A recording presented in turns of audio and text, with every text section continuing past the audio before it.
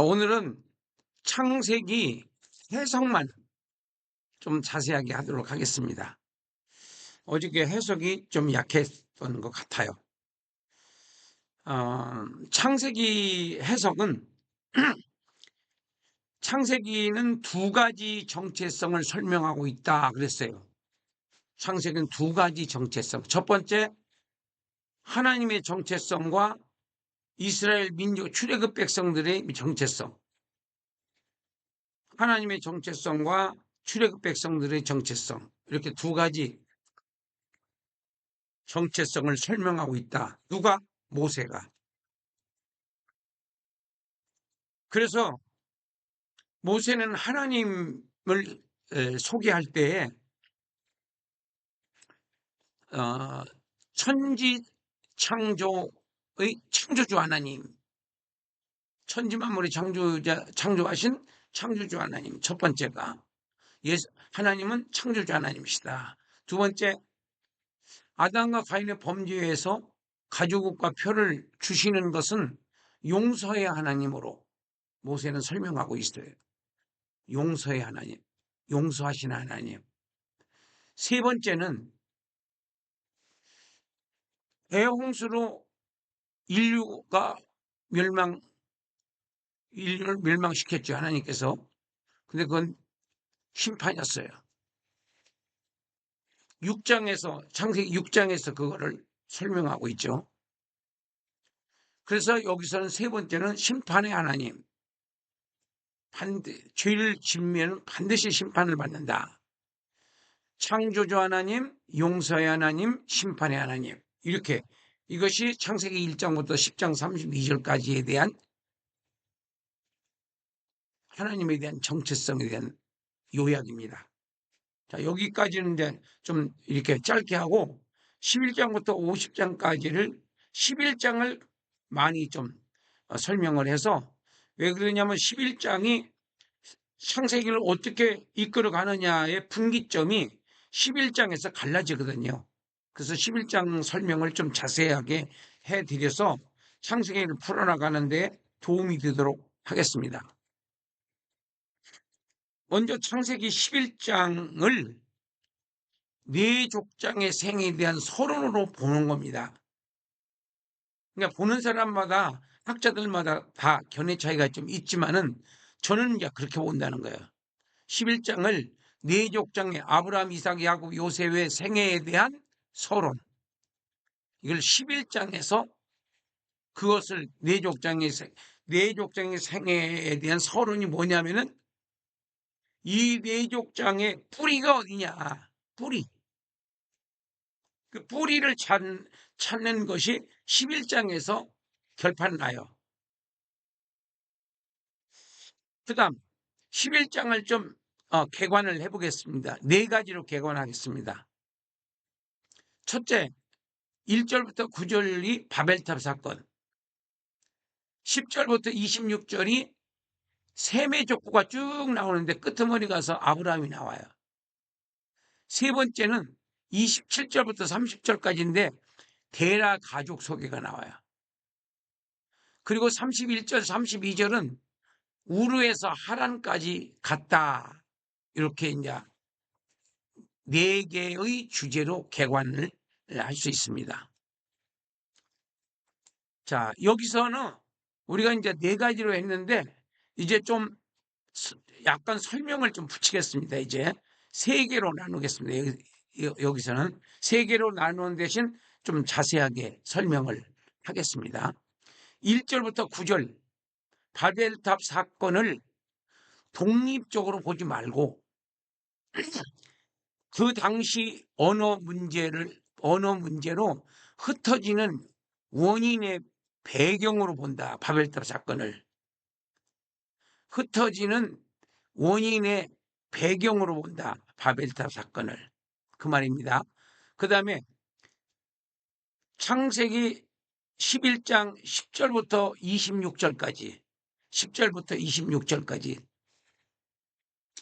셈의 족보를 별도로 취급하고 있는 모세의 목적이 뭐냐? 아브라함의 조상을 셈이라고 하는 것이었어요. 아브라함의 조상을 셈, 함, 야벳 중에서 노아의 세 아들 중에서 아브라함의 조상은 셈이다. 셈이 장자입니다. 다시 한번요. 셈의 족보를 별도로 취급하고 있는 모세의 목적이, 모세의 의도가 뭐냐? 이것은 아브라함의 조상을 셈이라고 강조하고 있는 것이다. 왜 그러냐면 10장에서 셈, 함, 야벳 족보가 다 나왔고 어디로 흩어졌다고까지 나왔어요. 근데 1절부터 9절까지 바벨탑 사건을 통해서 다시 흩어지는 것을, 구체적으로 흩어지는 배경을 바벨탑으로 배경 설명을 하고 있다, 이런 뜻입니다. 자, 두 번째까지 말씀드렸고, 세 번째는 우루 출발과 하란 도착. 우루 출발과 하란, 31절에 나와요. 11장 31절에 우루 출발과 하란 도착. 그리고 32절에서 하란 도착과 데라의 죽음. 하란 도착과 데라의 죽음. 이렇게 해서 11장이 끝을 맺어요. 자, 그러면은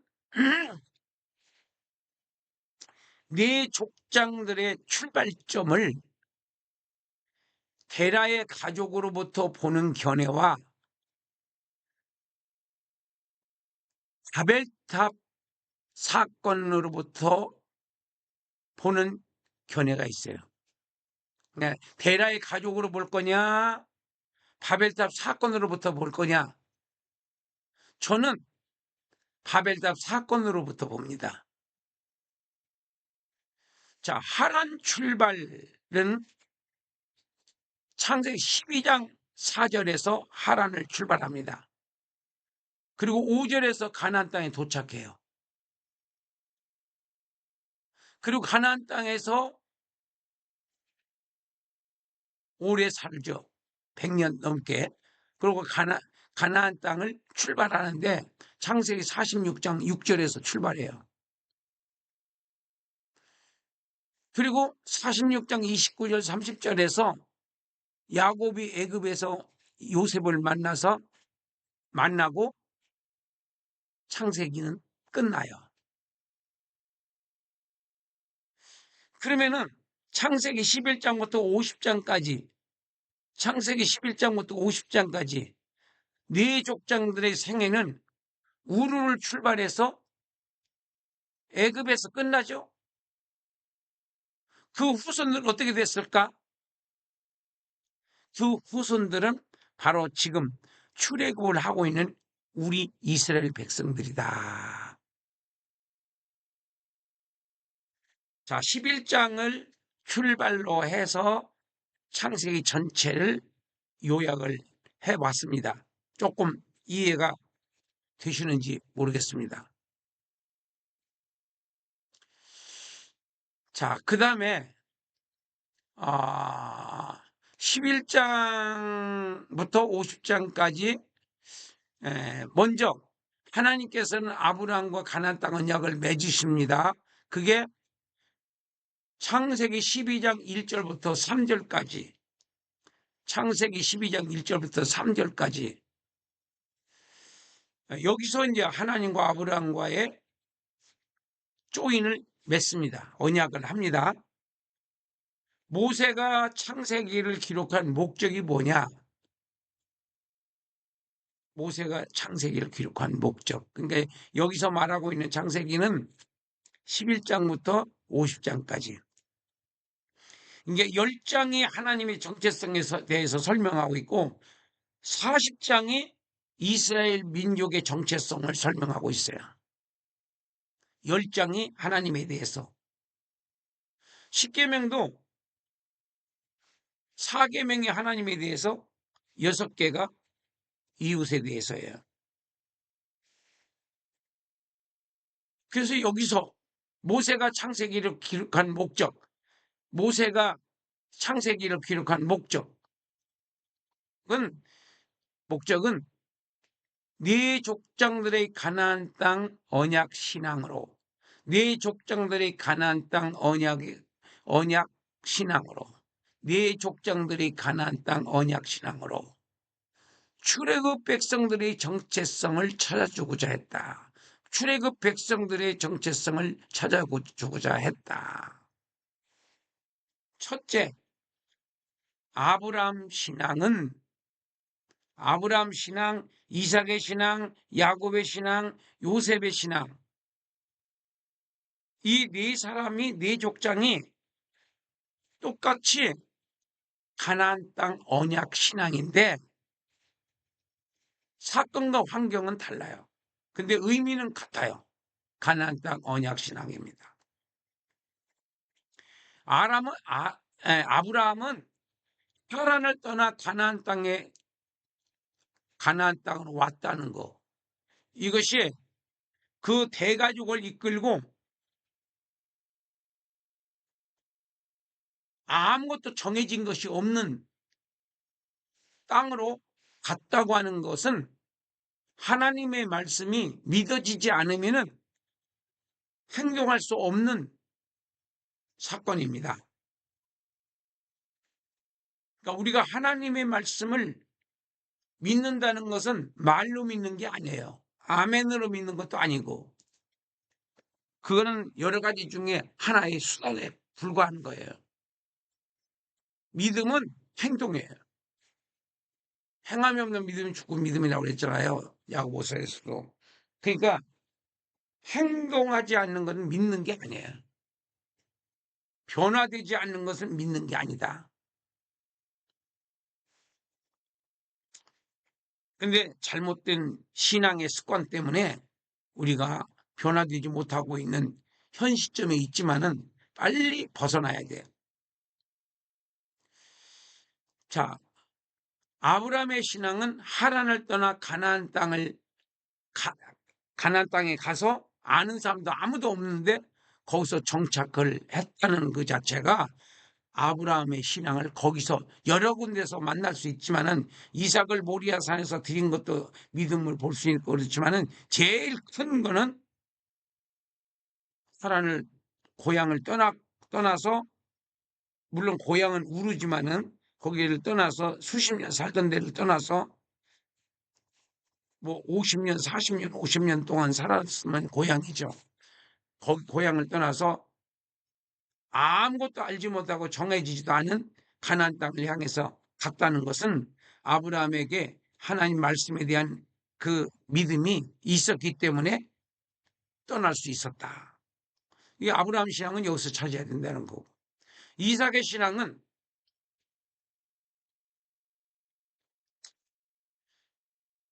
그러니까 아브라함의 신앙은 12장 1절부터 6절까지를 보시면은 아브라함이 말씀을 믿었구나, 이렇게 이제, 왜냐하면 그렇게 행동했으니까. 그 다음에 이삭은 26장 창세기 26장 1절부터 5절에서 흉년에도 가나안 땅을 지킨 이삭, 이렇게 나와요.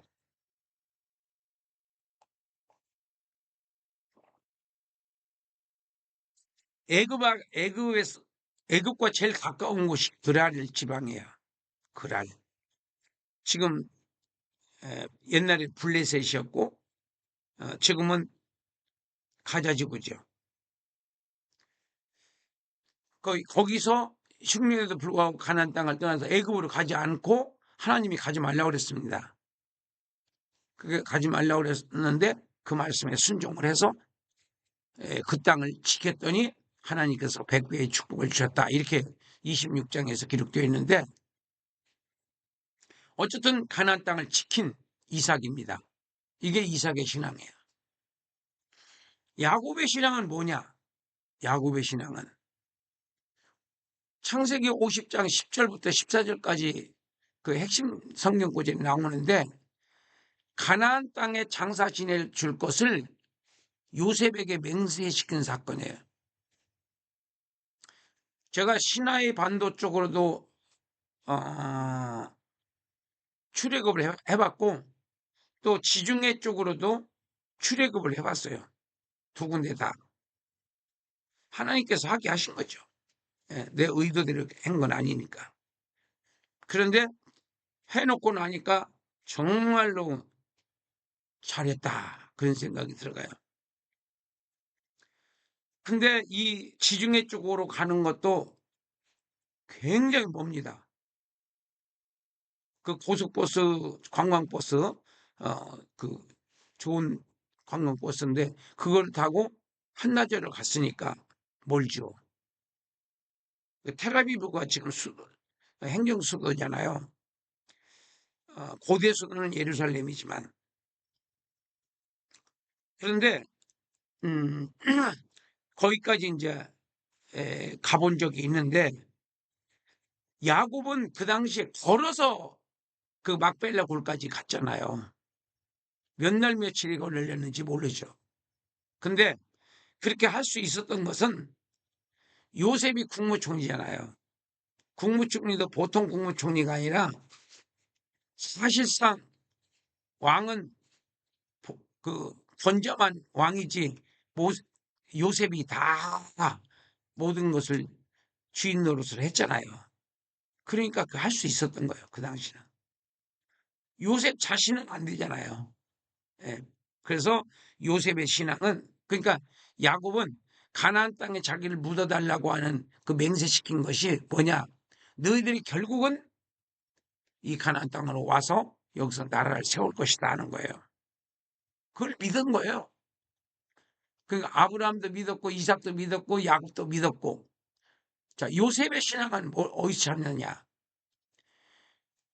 너희들이 애굽을 언젠가는 출발할 거다.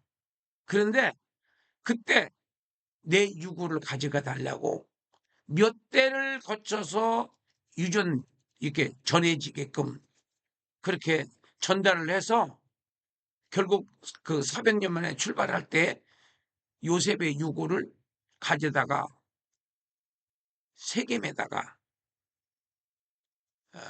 요셉의 무덤이 거기 있다고 그래요. 가보지는 못했어요.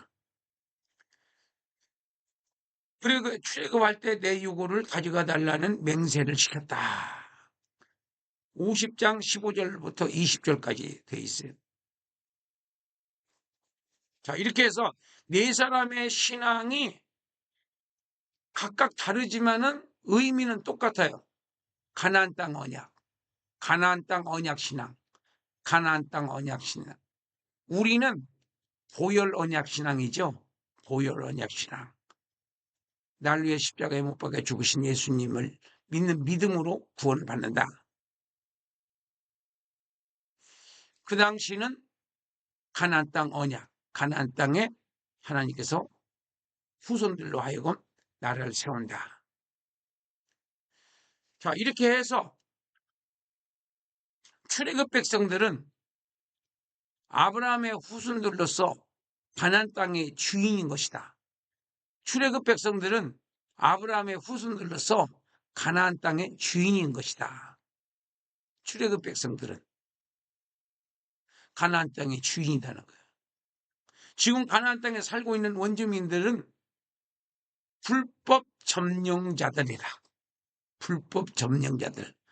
하나님이 주시지도 않는데 저희들이 거기서 정착하고 사는 거예요.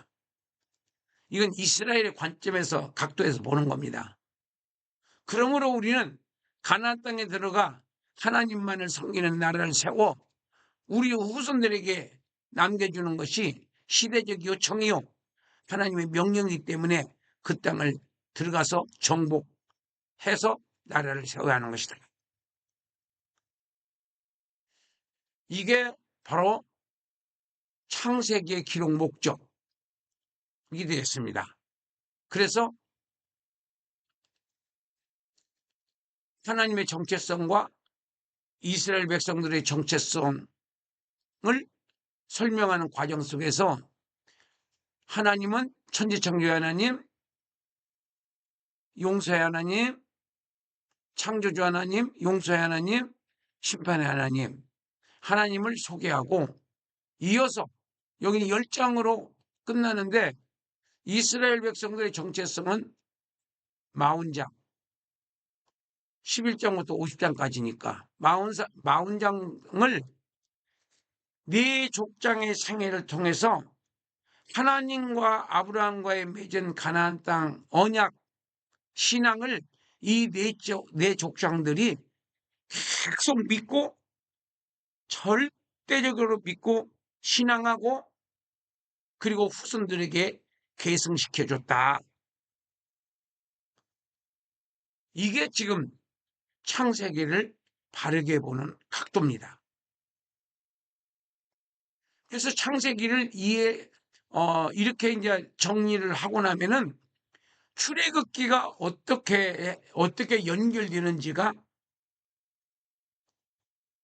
답이 어렴풋하게 보이죠. 예. 연결이 된다 이거지, 연결이.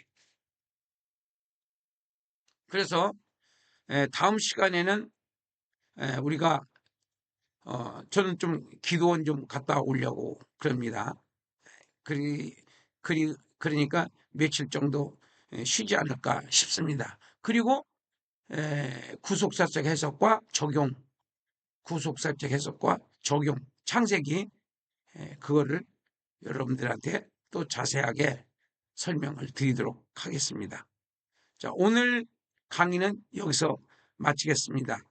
새해 복 많이 받으시고 성령 충만을 꼭 받아서 제대로 신앙생활을 한번 하는 2026년이 되기를 간절히 축복하고 기원합니다.